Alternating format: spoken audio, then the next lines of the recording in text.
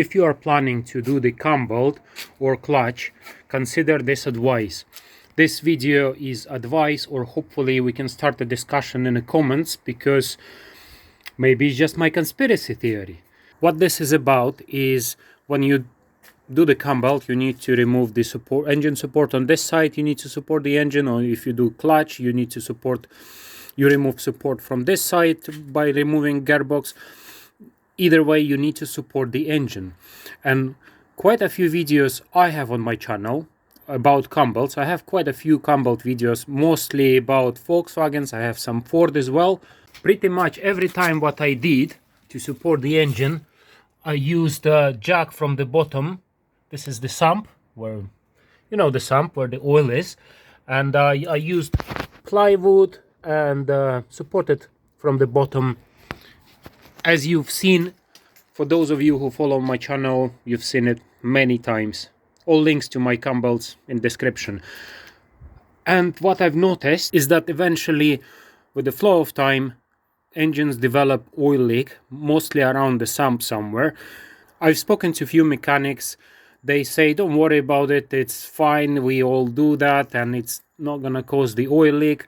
To me, to my understanding, engine is pretty heavy thing, and if you rest it on a sump, and as you can see, there are some bolts that go around, and there is not even gasket. There is a sealant that, after having this pressure of the whole engine going up and down a few times, I think it might, this is by the way not oil leak, this is some moisture. So this car has done over 100,000 miles and it has not developed oil leak yet. So my advice, get one of these supports. I'll leave you a link in description. This is pretty cool, all regulated. I had to remove these, they were glued here, but I'll glue them back on. Put some sticky tape. It came with the hooks like this, but hooks don't fit through these holes, and I had to move this pipe aside just to fit this. Long story short, support it from the top maybe, and it gives you peace of mind of not damaging your sump. What do you think? Please comment on this.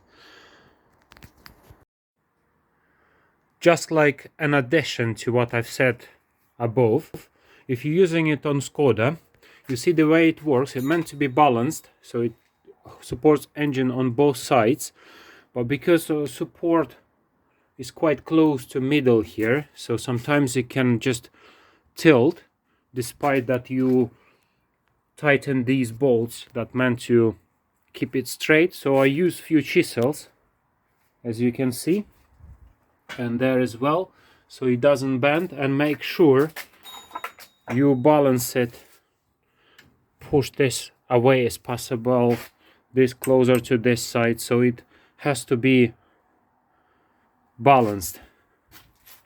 See, there is nothing supports engine, cam belt exposed. Just a little hint, just like addition to this video. Still, comment what you think of supporting from the top versus from the bottom, because from the bottom is quite simple. It's so easy, and I missed that. I'd love to see your comments below. Thanks.